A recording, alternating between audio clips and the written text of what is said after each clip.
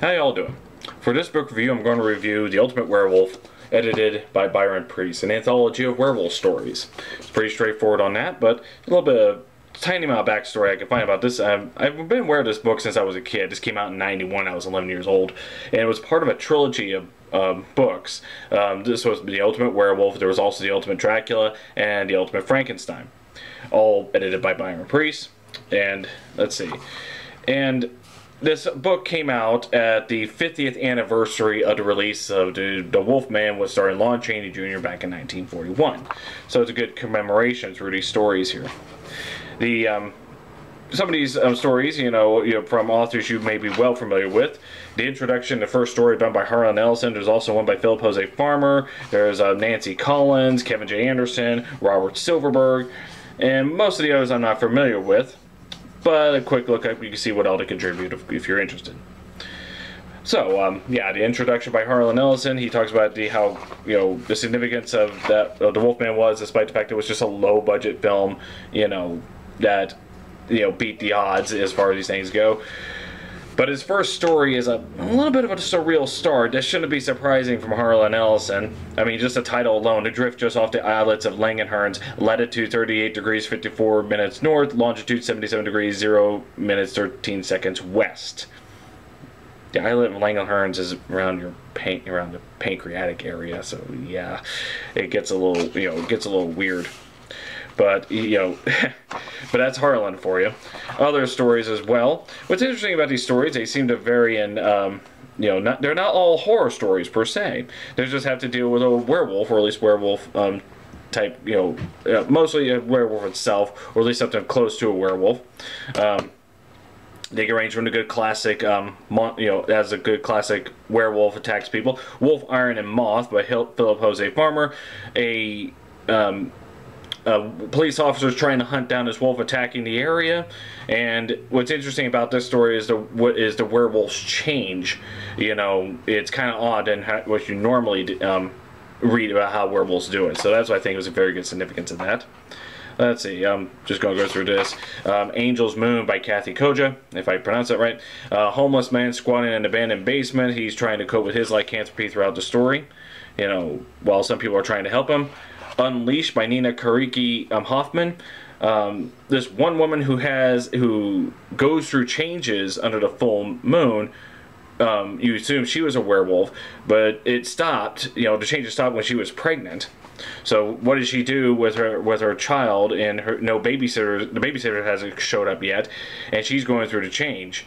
Well, apparently her neighbor who's downstairs is also a werewolf, and he might be able to help her with that. And let's see, going further. Mark of the Beast, that's a more classical werewolf story set in what appears to be the Victorian era or somewhere around there. Just by Kim Entua. Guy visits a friend of the family who, the man, they just saved him from a werewolf attack that's run in the forest, and the man who has a very young daughter who he treats like crap. And some of these stories, I will admit, you can kind of see coming. The basic werewolf we are treated as a horror story. It's really hard to get some variability about that. One could be said about the classic monsters in general. So that still doesn't mean it can't be entertaining, especially if you haven't delved in that far into such stories. At War with the Wolfman, again, this is a modern, contemporary tale of a werewolf traveling around a city with a detective, and a psychologist trying to track it down.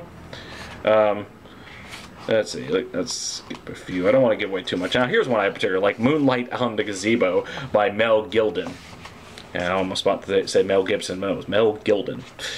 And it's interesting because it's a contemporary fantasy where a man who is a werewolf, who's also an executioner of this small town. He is, the people of the small town take someone who's condemned to death, they put him in a cage, and they take the executioner, into the cage. He transforms and just tears him apart for a public execution out in a park in a gazebo. He was going fine with his job until all of a sudden the woman that he loves, who is also a witch, is now accused of mishap through her sorcery, and she's now the next one to be executed. What's a man going to do? So let's see, what's going on here. Raymond by Nancy A. Collins. Kids in a small town, one kid in a small town reminisces of his childhood, where a kid, very poor kid, dresses in rags, thick leather gloves, and has a bandage on his head, and everyone's wondering what his story is about. And that gets solved when a circus shows up in town. Now, some of these stories are not all classical horror stories or sympathetic stories, but there is also science fiction ones, a couple science fiction stories as well, if you can believe that. One of them, there's a Wolf in My Time Machine by Larry Niven. I think he's famous for a Magazine series that I see on the shelves. Guy travels back in time to, he's from a very polluted, run-down dystopian planet, but he goes back in time to collect animals, to be brought, back, and some mishap shows up, so he shows up in an alternate timeline where wolves are the dominant species while humans are nothing but the mindless apes, Kind of take on the Planet of the Apes thing, right? Let's see. South of Oregon City by Pat Murphy. That's a Western story. Guy, poor hunter, mountain man.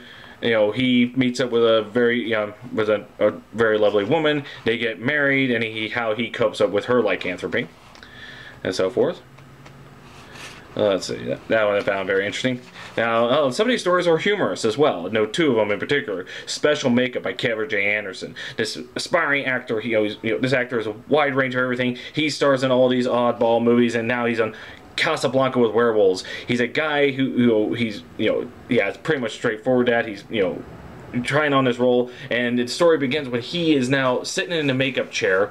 The director is waiting impatiently. They're over budget and everything, and he's waiting on his gypsy makeup artist who's trying to put the traditional werewolf fur on for the transitional scenes, and the actor gets impatient. It's like, okay, we'll do this the fast way. He puts on a special substance and smears on his face, and it turns him into a werewolf. And the scenes go well, except that there's no reversal, and now his career is ruined, and not necessarily for the obvious reason. There's a punchline I'm not going to give away for that. So, Pure Silver, that's I thought that was pretty good. A.C. Crispin and Kathleen O'Malley. This one woman who works in the animal control in the city. She puts down animals for a living that has to, but she comes across this homeless Jewish man, silver hair, who is a werewolf, and her interactions with him, and sees parallels with her life and how she treats animals with what this man went through back in World War II. So pretty obvious that what goes there. Close Shave is another comical one. This one is just really silly on all fronts. I just the first, this one's from Brad Lineweaver. Don't let them take the natural or supernatural. That's been my motto ever since I expanded my business to include the physical side of the occult. You kind of get the tone of how silly it is. And let's see, Partners. This involves two cops and being called into a bunch of punk kids, and breaking into us, and there's a werewolf involved in that. So, and so forth. And Full Moon Over Moscow by Stuart M. Kaminsky. It's about a woman who faces a werewolf in Moscow and what she deals with it. So and then after the stories there's a film filmography, from the Werewolf of London, which is like the first werewolf film in 1935, the classic Wolfman 1941, The Undying Monster 1942, Frankenstein Meets the Wolfman, I Was a Teenage Werewolf, by Michael Lanton, Mr. Science 3000 made fun of that. Curse of the Werewolf by Oliver, that starred Oliver Reed, one of the classic horror films. But if we want to talk about classic werewolves, you can't really talk about them, anything before 91, without discussing The Howling and An American Werewolf in London, and that seems to be as far as it goes. Of course, they were made probably hundreds of werewolf movies at this time, mostly on a bad, low budget horror movie things. But what are you gonna do? That's just how it is. All right, so yes, The Ultimate Werewolf by Byron Priess. If you like this idea, go ahead and pick it up. I mean, it's not in publishing anymore. In fact, the publishing house has been bankrupt ever since Byron Priess died in 2005 in a car accident. But you'll have to go through used outlets. You know, Amazon is where I got this one. If you check your used bookstores, and if you like to be a completionist, I mean, I don't plan on getting the other two, but they may have some good stories. There's the Ultimate Dracula and the Ultimate Frankenstein that, you know, just to complete this little trilogy of nice little stories involving that central type of creature. So there you go, The Ultimate Werewolf, Byron Priess. Thank you all for watching. You have a nice day.